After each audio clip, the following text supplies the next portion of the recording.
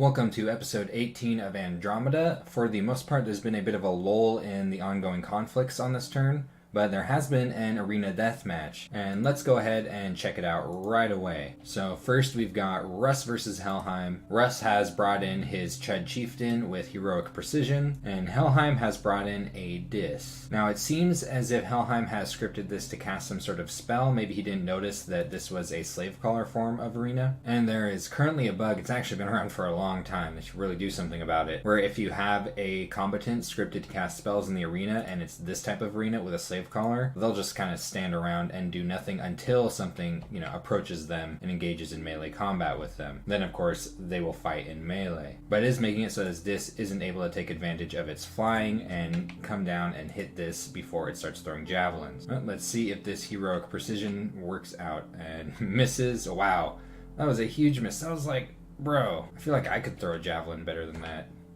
Oh, yeah. And the Chud Chieftain only gets a single hit on the disc before getting chopped up and does not hit it very hard. Now, this HP loss will continue on into future arena battles, so it is not irrelevant. And unfortunately, you know what I was talking about? How if you script something to spell, it just stands around and doesn't do anything in this type of the arena? Yeah, well, both of these are scripted to cast spells. So hopefully Illwinter will fix this glitch at some point. I do know that it has been reported. But yeah, these two blokes are going to sit here until the turn timer runs out. I believe that the way that it works when the turn limit runs out is that the attacking party ends up routing before the defending party, and in this case Helheim is the attacking party. I think it's random in the arena, which I think here on this unusual plane just results in death, and he would be faster at retreating anyway due to the flying, which gives an easy victory to the Basalt King, which is unfortunate because this is probably going to be the closest arena battle here. So yeah, at least while this glitch is still in the game, make sure you're scripting your commanders properly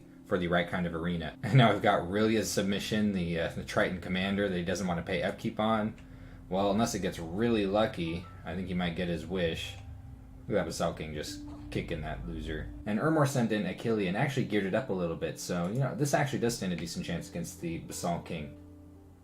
And so Achille instantly takes a hit, then lands a huge hit on the Basalt King. But the Basalt King does have a lot of hit points, almost twice as many as Achille starts with, and Achille now has a limp, which does slightly lower attack and defense. Another big hit on Achille. And this is actually getting kind of close. Achille's just got to get one perfect hit on the Basalt. Nope. So Atlantis has won the arena deathmatch with the Basalt King and has acquired the Champion's Trident. And this one was a little bit underwhelming, with the glitch and the fact that people didn't really have their equipment ready yet and anything like that. Now, hopefully people will be a little more prepared if there's another one in the future. And as for Hermor's turn, he doesn't have any battles this turn. He just has a couple of events, both of them good, some extra province income and a troll pinata. He's very busy though. The main trend is he's moving units eastward toward the front line. And he is having this mercenary group full of beasties moving down into the mercs, which this may or may not be able to go up against 6 PD, I think, depending on the type. But pretty soon he's going to have a very large army here on Tricia, one that is looking very imposing on Saramatia, even if Saramatia reaches his research goals. And he'll also have enough fishies here to take another stab at taking Underhome next turn. And his site searching is very efficient. He's got 3 different mages out here site searching, all very good site searching mages. I know I've said it so much. It's so cheap. Look at this thing. Nature gems are important. Even if it's only used for construction, I can't think of a single nation that doesn't benefit greatly from having nature gem income. He's not getting any right now. And Saramatia has been attacked in Albathria. Russ is still using the same script as he's always been using, though, this is just a little bit of PD.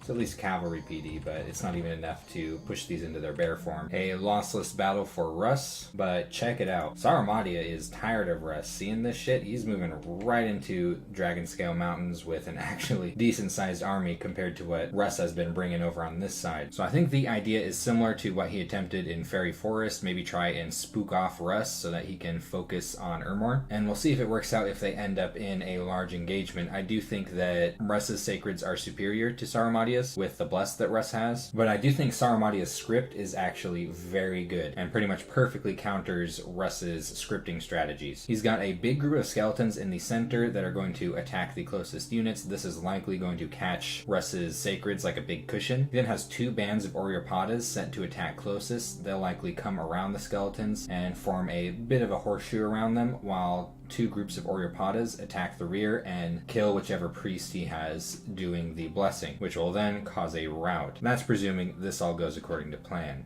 But I think this is a pretty good script against what Russ is doing. Saramatia also has this small army heading into the Mercs, which will intercept these beasts right here, and is looking like he will at least reach Enchantment 5 before he ends up having to take at least a very large engagement. Though if you do remember, Russ has a swarm army over in this vicinity that could end up being a hurdle for Saramatia if he ends up fighting around with this army over here. And there's not a whole lot going on in Kaelem's territory. I know there's a lot of messages here, but like half of them are arena battle, failed site searching, some Corpus Man construction casting, a couple of fortresses have been completed. Did slaughter one of Russ's scouts right here. He was poking around, trying to see what's going on in these woods, and whoa, there's a whole bunch of crap here.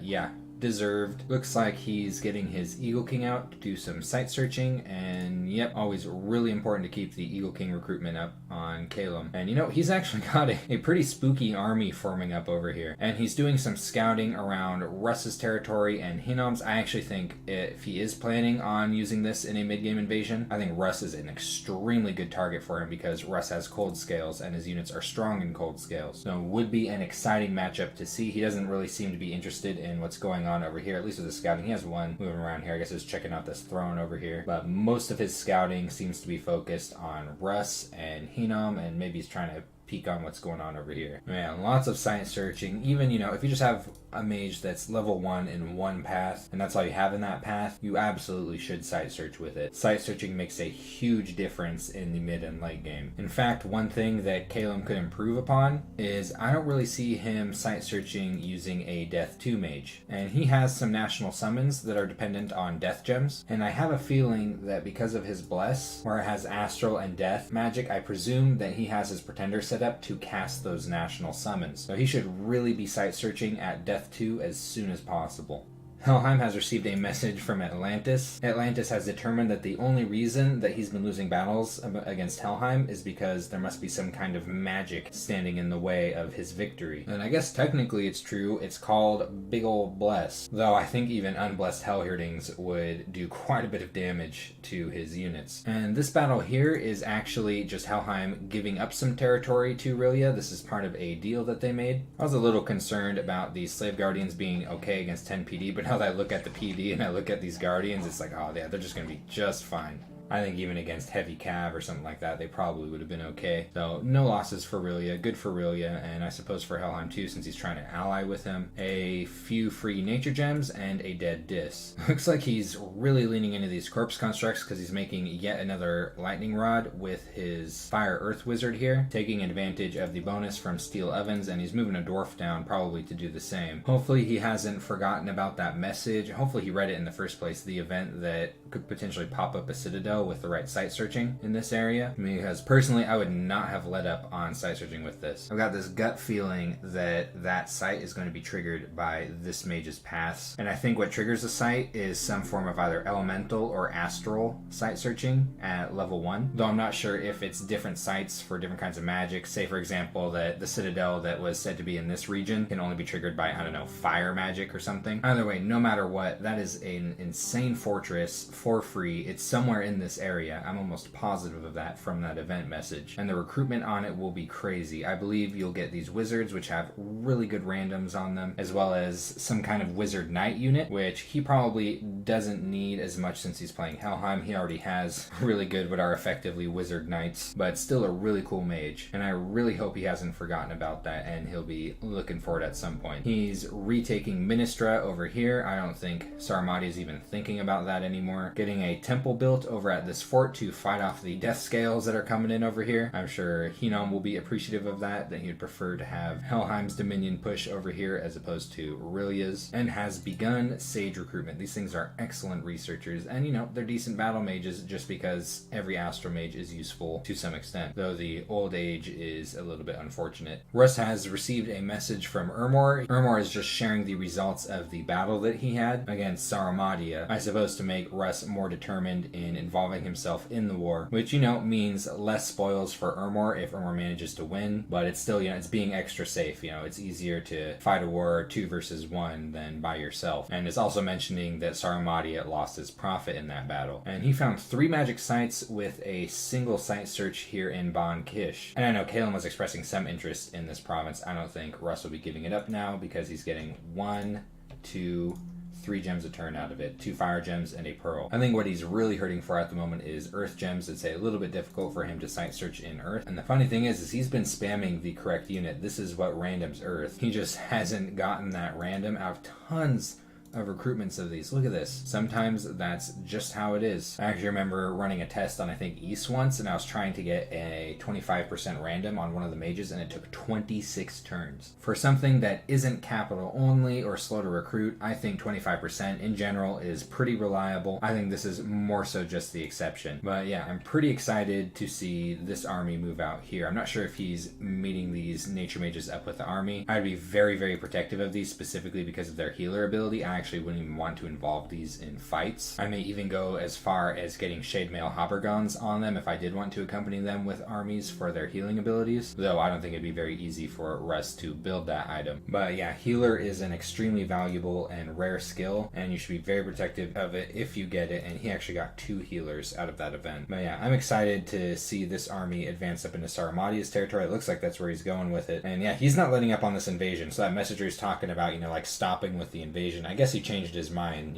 Sarumadia has not responded yet, which could have been a mistake on Sarumadia's part. Like, Sarumadia didn't even send him a message saying like, okay, I agree to that, blah blah blah, we'll have a non-aggression pact, and Sarumadia saying something like that might have stopped this. But looks like it's going to be a war on 2 fronts now, and Russ is getting comfortable enough to do some site searching in this vicinity. And he's also building a temple here. I really don't get this. I thought he was building one over here or something. Maybe he changed it at the last minute before the turn timer ended. But yeah, having a temple here absolutely baffles me, unless he's planning on building a fort here. And this is, I think every single spot around this is a better spot for a fort, especially this one because it has lizard shamans on it. So I'm just baffled by this. And the main reason is because the Dominion push he's getting over here is Henom's. Look at this gorgeous Dominion. And Kalem's is also better than his. See that? Those are really good scales. So I don't know if he's trying to fight like better Dominion than his, or what the idea with this temple is. But yeah, having more of your Dominion is not always a good thing. Now what he might be trying to do is just build up 5 temples so he gets another holy point and can recruit more bears a turn. He does have enough recruitment points to tack on another one along with some sort of sacred commander recruitment. But even if he's doing that, he should really be building right here. Even without a fort here, just having a lab and a temple to get the lizard shamans, I think is a really strong pick. And also thunder priests. I believe that it's forests that you get these from as Russ. This is a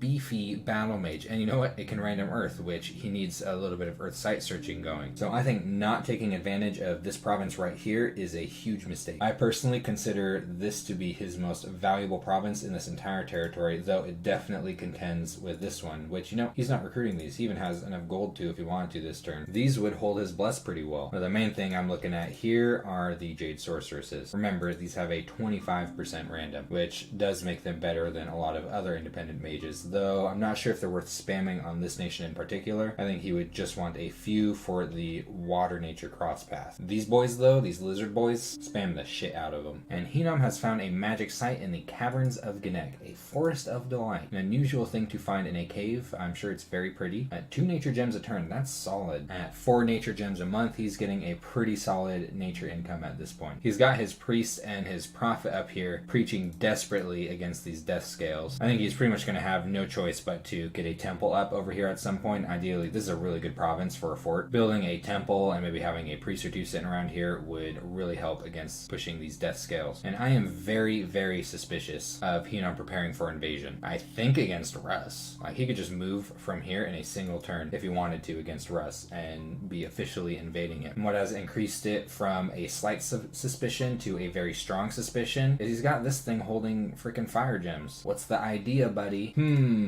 He's one turn away from enchantment 4. What comes at enchantment 4?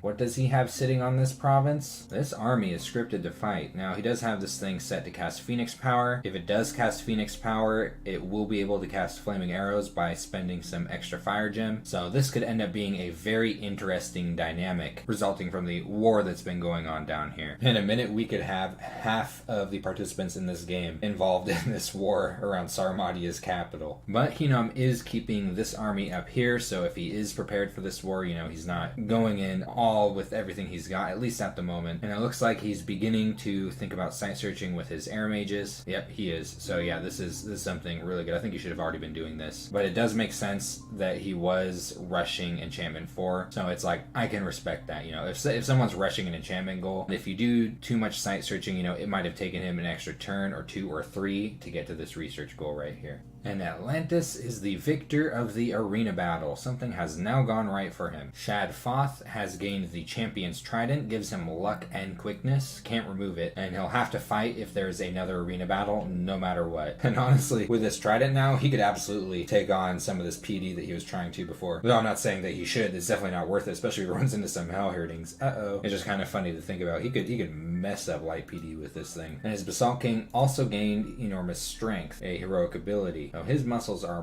bulging right now. Look at the damage on this thing. Ooh, that's a really good attack value too. This is a really good weapon. I know it's common to make fun of the arena fork, the deathmatch poker, but that's a really solid weapon right there. And maybe he's finally chilled out about the whole Helheim thing. It kind of looks like it might be that way. Now, I did have a Dominion change event here in Bottomless Ocean. Look at that, 4 enemy Dominion candles, just bam, which is actually pretty rough. Like, as a water nation, especially a Scales water nation, it can take a lot of work to keep your Dominion up, because look at all of the connections here against his provinces. All of this is having separate Dominion conflict with these provinces. Like, look at this one right here. This province is fighting against 4 land provinces, all pushing into it. Same with this one up here. Now, it can be a really challenge to keep your Dominion spread alive. A lot of times as a water nation, you've really got to pile up temples, and sometimes you even have to have priests sitting around your perimeter preaching against the Dominion push. So Dominion could potentially be a problem in Atlantis' future.